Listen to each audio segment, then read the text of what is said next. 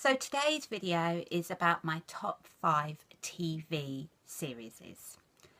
So my first one, which I think will probably remain at the top of my list forever, is a TV series called The Thornbirds.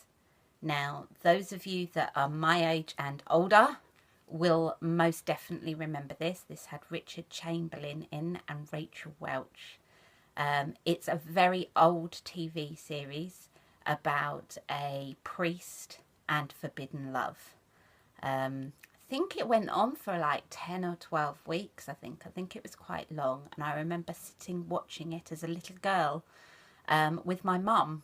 But it's something that it stayed in my mind for forever.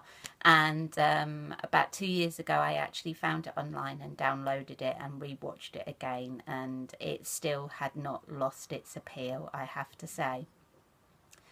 So, complete contrast to that, my number 2 favourite is The Vampire Diaries, or otherwise known as TVD. This has Ian Somerhalder. It did have Nina Dobrev in it and Paul Wesley. That's just to name but a few of the stars of the show. I was never really a vampire type person. I kind of remember the days of Buffy the Vampire Slayer, and I really wasn't over enamoured about that at the time, to be quite honest. And Lauren started watching this, I think it was halfway through season 2, I think. And I was like, nah, I'm not interested, don't want to watch it. But as you do, I could hear her watching it in the background and was listening to the audio. And I know that she'd got halfway through, she'd watched all of season 1, got halfway through season 2.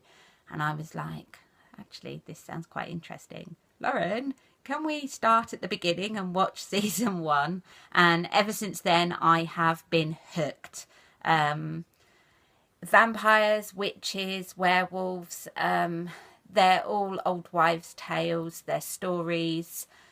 I kind of believe in the unbelievable, to be quite honest. And I don't know, it's just so well done that for me, it does make it feel like there is a possibility that there could be vampires still out there. Following on from that is my number 3, which is The Originals, which was kind of a spin-off of TVD. It was introduced, I think, 3 years into the TVD series, mainly for the slightly more older generation. So it's supposed to be a little bit darker and a bit more sinister and a little bit more grown up, I suppose. And yes, I have to say I really, really enjoy that. And I'm hoping that's going to stick around for a few more years because TVD is now going to be its last season.